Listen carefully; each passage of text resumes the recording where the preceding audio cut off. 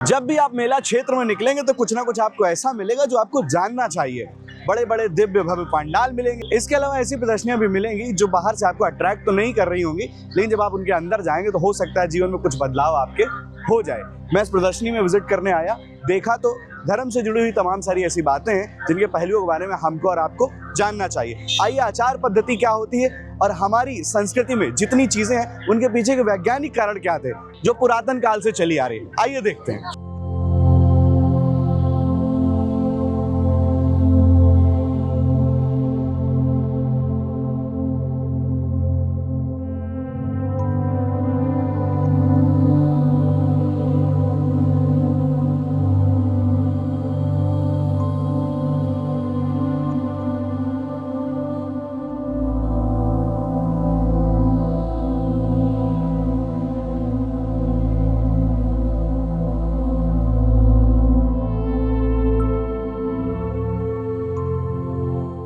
नमस्ते, मैं सौभाग्यवती धनुश्री केलशीकर बात कर रही हूँ। मैं बम्बई की हूँ और यहाँ पर गंगेश्वर मार्ग पर सनातन कलश द्वार के पास सनातन संस्था का ये सनातन की प्रदर्शनी लगी है, ग्रंथों की प्रदर्शनी लगी है, फ्लेक्स की प्रदर्शनी लगी है। और ये जो फ्लेक्स की प्रदर्शनी है वो पूरी तरह बिना मूल्य है।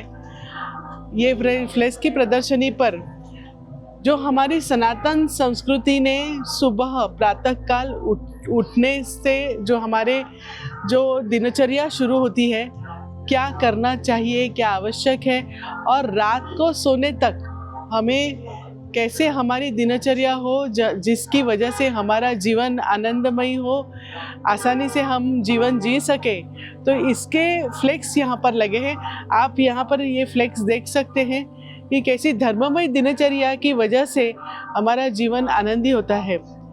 हमारे ऋषि मुनियों ने कहा ही है कि सुखस्य मूलम धर्मः।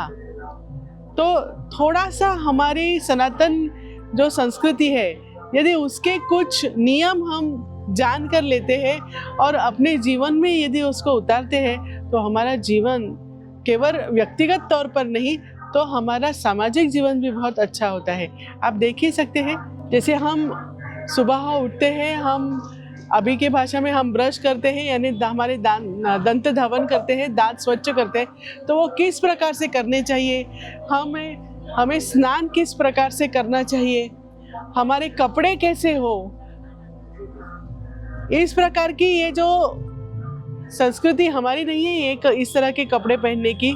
तो ये कपड़े पहनने से हमें कौन से अपलाभ होते हैं, उसी प्रकार से ये जो हमारे कपड़े हैं जो हमारी संस्कृति के अनुसार है, जो सूती, रेशमी, ऊनी धागों से बनते हैं, उसकी वो पहनने की वजह से किस प्रकार से हमारे शरीर को भी एक सुरक्षा प्राप्त होती है और हमें दिखने के लिए भी बहुत अच्छा लगता है।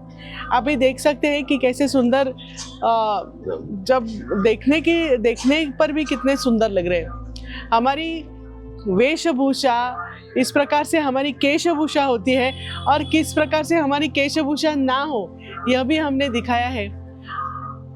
हमारी भारतीय जो स्त्री होती है तो वह अपने भाल प्रदेश पर कुमकुम लगाती है, तो ये कुमकुम लगाना कितना महत्वपूर्ण है। एक कुमकुम लगाने से पूरे ब्रह्मांड में जो चैतन्य है, जो विद्यमान चैतन्य है ब्रह्मांड में, तो वो हमें प्राप्त होता है। केवल नाम मात्र जब हम शुद्ध हल्दी से बनाया हुआ कुमकुम अपने दो भुवों के मध्य में जो आज्ञा चक्र होता है तो वहाँ लगाने से, शाकाहार, प्राचीन काल से हम शाकाहार को बढ़ावा दे रहे हैं, तो ये शाकाहार किस प्रकार से मानव सभ्यता के लिए अच्छा है। भोजन की थाली किस प्रकार से परोसी जाए, ये भी हमारे ऋषि मुनियों ने अपने शास्त्रों में हमें बताया है।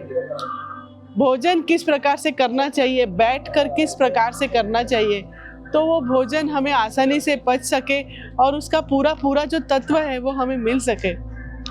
आज हम देखते हैं कि जब सांझ की समय होता है तो सभी टीवी लगाकर बैठ जाते हैं, या तो अभी हर एक कुटुंब में जो होता है वो अपना मोबाइल खोलकर बैठ जाते हैं। परंतु यदि हम जब एक साथ कुटुंब के साथ सांझ के समय भगवान के वहाँ हमारा जो मंदिर रहता है, पूजा घर रहता है, वहाँ पर दिया लगाते हैं, श्लोक बोलते हैं, तो कैसे वातावरण सकारात्मक दैवीय होता है। और घर में ऐसे वातावरण में पले बड़े बच्चे संस्कारी होते हैं, वो कहीं अपना मार्ग भटक नहीं सकते। शांत निद्रा कैसे पाई जाए, तो ये इस प्रकार हिंदू आचारों का पालन कैसे प्रकार से करना है, ये पहला सेक्शन है। आइए दूसरे सेक्शन में हमने देवता की उपासना कैसे करनी है, यह हम देख सकते हैं कि किस प्रकार से करनी चाहिए।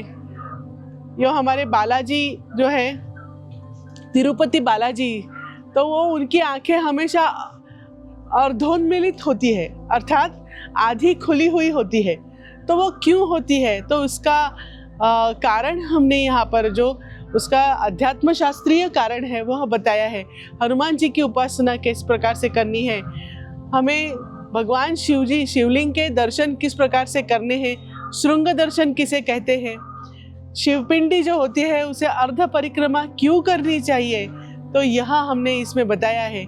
आप यहाँ पर इस फ्लेक्स में देख सकते हैं कि सच्चा रुद्राक्ष कौन सा है, झूठा रुद्राक्ष कौन सा है, ये हम आसानी से पहचान सकते हैं। यहाँ पर वलयांकित शालिग्राम दिखाया है। हम गणेश जी की पूजा करते हैं, परंतु गणेश जी की पूजा क्यों करते हैं, तो इसका कारण इस फ्लेक्स में बताया है। मैं आप सभी के दर्शकों को अनुरोध करती हूँ कि आप इसका वीडियो शॉट ले सकते हैं, स्क्रीनशॉट ले सकते हैं। इतना सुंदर यहाँ पर कारण बताया है। हमारे यहाँ जो पूजा घर में जो पूजा घर होता है, तो उसमें देवताओं को किस प्रकार से बिठाना जाए, तो इसकी जानकारी इसमें दी है।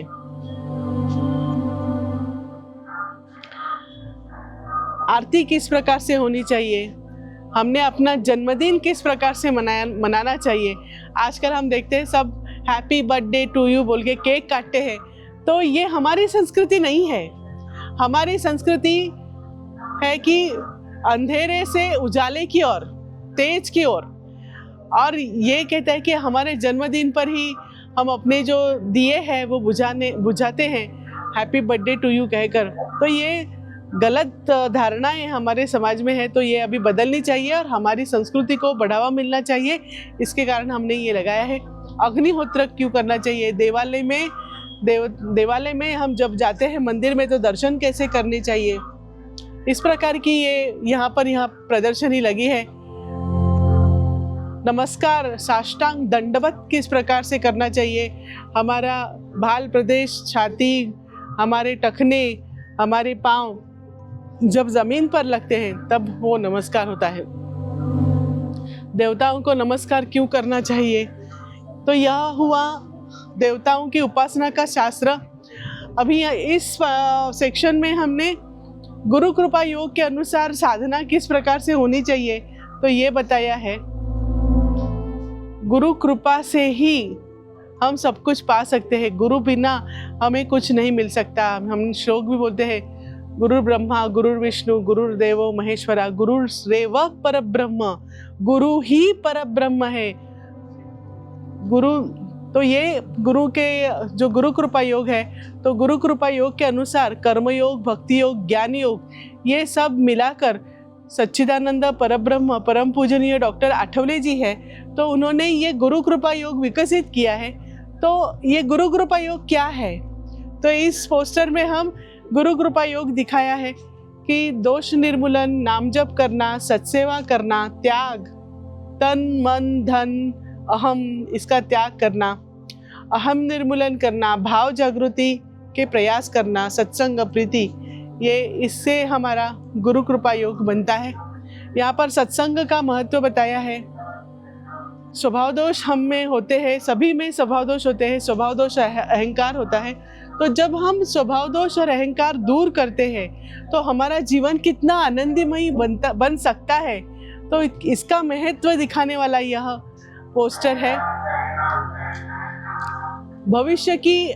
भविष्य में बहुत आपातकाल आने वाला है, युद्धजन्य स्थितियां होने वाली है, और यदि इस परिस्थिति में भी स्वयं को और स्वयं के कुटुंब को हमें सुरक्षित रखना है, तो हमें ईश्वर ही बचा सकता है। तो इसके लिए हमें साधना ही करनी आवश्यक है। आइए, ये गुरु कृपा योग के अनुसार हमने साधना देखी। यहाँ पर मूर्ति शास्त्र के अनुसार गणेश जी की मूर्ति किस प्रकार से होनी चाहिए, तो यह दिखाने के लिए हमने ये गणेश जी रखे हैं। बहुत सारे लोगों को यह गणेश जी को देखकर बहुत सारी अनुभूतियाँ आती है, बहुत अच्छा लगता है, वो खींचे चले आते हैं। इसका कारण यही है कि मूर्ति शास्त्र एक विज्ञान है और उस विज्ञान को जानकर ही यह मूर्ति बनाई गई है। इस सेक्शन में हम देख सकते हैं कि यह आज पूरे विश्व में इतने सारे देश हैं, जैसे 157 देश क्रिश्चियन हैं, 56 कंट्रीज मुस्लिम कंट्रीज है, 12 बौद्ध राष्ट्र है, 1 जून लोगों का एक राष्ट्र है इजराइल। परंतु हम देख सकते हैं कि यहाँ पर हमारे लिए एक भी हिंदुओं के लिए राष्ट्र नहीं है। तो हिंदू राष्ट्र होना आवश्यक है, इसलिए हमने ये यहाँ पर ये पोस्टर केवल हिंदू राष्ट्र के लिए लगाया है। आप देख सकते हैं, अभी तो पहले तो हम हिंदू राष्ट्र की चर्चा नहीं कर सकते थे, परंतु आज हम हिंदू राष्ट्र की चर्चा बहुत अच्छी तरह से और आसानी से कर सकते हैं। लोगों का मैं आपके माध्यम से बताना चाहती हूँ कि लोगों को ये हिंदू राष्ट्र का विचार इतना अच्छा लग रहा है और लोग अभी जनमानस यह कह रहा है कि कब हिंदू राष्ट्र आएगा। हम हिंदू राष्ट्र का बहुत इससे हम उसकी प्रतीक्षा कर रहे हैं और हिंदू राष्ट्र जब आएगा तब हमारे लिए, हम सभी हिंदुओं के लिए, मैं तो कहती हूँ सभी ना कि सिर्फ हिंदुओं के लिए, पूरी मानव जाति के लिए, पूरी चराचर जो यहाँ सृष्टि है, तो उसके लिए हिंदू राष्ट्र होना बहुत ही आवश्यक है। केवल हिंदू राष्ट्र, हिंदू धर्म ही कहता है कि सर्वे सुखिनः सन्तु सर्वे सन्तु निरामयाः, सभी ने सुखी होना चाहिए, आनंदी होना चाहिए। तो इसलिए हिंदू राष्ट्र हम सभी के लिए, विश्व के लिए बहुत आवश्यक है। तो इस प्रकार से हमने यह प्रदर्शनी रखी है। आइए, यहाँ पर जहाँ पर कुंभ का मेला लगता है, कुंभ पर्व जहाँ पर होता है, तो उन नगरियों की हमने यहाँ पर जानकारी दी है। त्र्यंबकेश्वर नासिक का दिया है, हरिद्वार में है, तीर्थराज प्रयाग की जानकारी दी है। आइए, सनातन संस्था के संस्थापक सच्चिदानंद परब्रह्म परम पूजनीय डॉक्टर आठवले जी, तो इनके आश्रम में किस प्रकार से बहुत उच्च कोटि के संत आते हैं, जैसे गोवर्धन मठ पुरी पीठाधीश्वर श्रीमद जगतगुरु शंकराचार्य स्वामी निश्चलानंद सरस्वती जी आए थे। कांची कामकोटि पीठ के ब्रह्मलीन स्वामी जयेंद्र सरस्वती जी आए थे।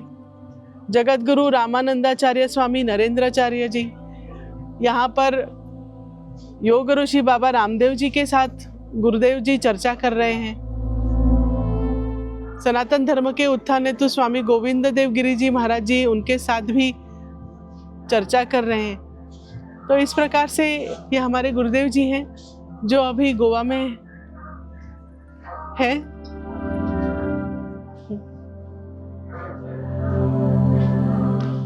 इस प्रकार पर हम देख सकते हैं कि यहाँ पर हमारे सनातन संस्था ने प्रकाशित किए हुए ग्रंथों की प्रदर्शनी भी यहाँ पर लगी हुई है। यहाँ पर सारी भाषाओं में है, इंग्लिश, मराठी, कन्नड़, गुजराती के, और इस तरफ हम देख सकते हैं कि हिंदी भाषा के ग्रंथ हैं। और यहाँ पर सनातन निर्मित सात्विक उत्पाद जो है तो वहाँ है, वो है। श्रद्धालुओं को ये बहुत ही अच्छे लगे हैं। पूरे कुंभ में इन उत्पादों की चर्चा रही थी। सात्विक फोटोग्राफ जो भगवान के चित्र हैं तो वो है। तो इस प्रकार से